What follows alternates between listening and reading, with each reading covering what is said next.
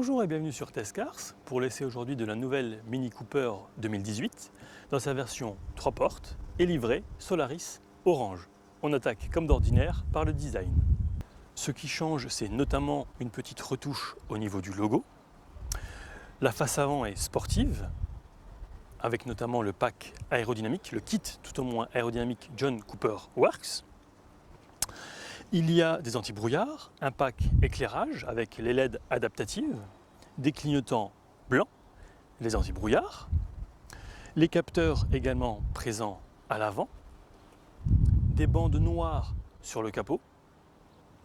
Alors j'en viens tout de suite au moteur qui est un 2 litres 170 chevaux équipé d'une boîte automatique à 7 rapports, consommation mixte environ 5 litres au 100 km. On poursuit avec des jantes 17 pouces aluminium sur pneus run flat, logo S sur l'aile avant, rétroviseur et toit noir. À l'arrière, le vitrage est surteinté. Les rétros sont par ailleurs rabattables électriquement.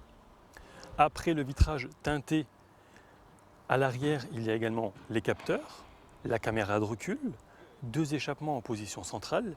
Petit truc sympa, le drapeau de l'Union Jack sur les feux arrière à LED, sans oublier le contour chromé. Enfin, faisant partie du package John Cooper Works, il y a également le spoiler arrière. Seuil de porte également estampillé John Cooper Works, faisant également partie du package, le volant, qui plus est multifonction et qui offre une excellente prise en main. Siège cuir et chauffant sur 3 niveaux, boîte donc automatique avec également un mode séquentiel, boîte 7 vitesses pour rappel, des commandes ici inhérents à tout ce qui est médias, communication, navigation et donc GPS qu'on retrouve ici sur cet écran qui peut être entre 6 pouces 5 et 8,8 pouces. Plus bas, les commandes de clim électronique, bizone. Ici, vous avez différents modes de conduite, mais ça, j'y reviendrai vers la fin. On désactive le SP, on désactive le stop and start. Et ici, vous avez également les capteurs pour activer ou pas les capteurs. Le volant, donc j'en ai parlé il y a un instant, il a vraiment une excellente prise en main. On retrouve ici les commandes par exemple de régulateur de vitesse adaptatif, commande vocale, téléphone en Bluetooth. Et ici, on va naviguer notamment dans les stations de radio et mettre plus ou moins de volume sonore. Ici, on a tout ce qui est en lien avec l'ordinateur de bord, donc consommation. En dessous, les feux automatiques, anti-brouillard, feu automatique, les essuie-glaces le sont évidemment également. Pédalier en alu, sympa. 2 prises USB. Au plafond, je ne sais pas si vous le verrez facilement, il y a également un bouton SOS, un bouton d'urgence. Ces commodos ici rappellent l'intérieur d'un avion. L'affichage tête haute, avec notamment la vitesse instantanée, pas intrusif du tout, même plutôt agréable.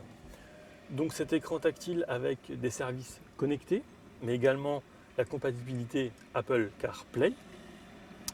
On poursuit ici avec l'accoudoir central, très pratique. La recharge par induction de votre téléphone. Et je vous propose maintenant de passer aux places arrière. Alors,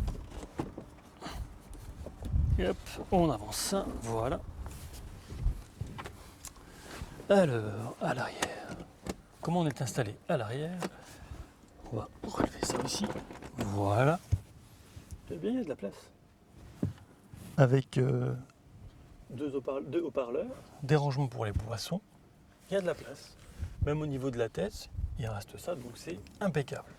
Pour s'en extraire, est-ce que c'est facile? Est-ce qu'on en sort ou est-ce que l'on s'en extrait justement? Ouais, nickel. Rien à redire, à part on passe au volume du coffre. Longue de 3,85 m, le volume du coffre oscille entre 211 et 731 litres. En roulant, la conduite est agréable. ce rafraîchissement 2018 propose quelques touches de modernité ainsi que de nouveaux équipements technologiques.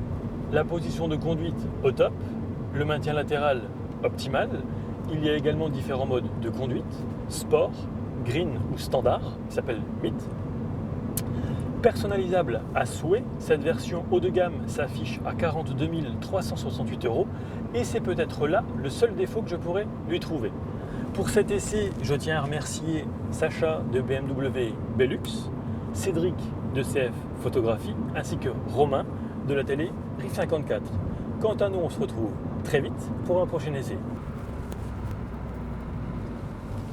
J'allais oublier, en plus d'être agréable, elle est aussi très fun à rouler.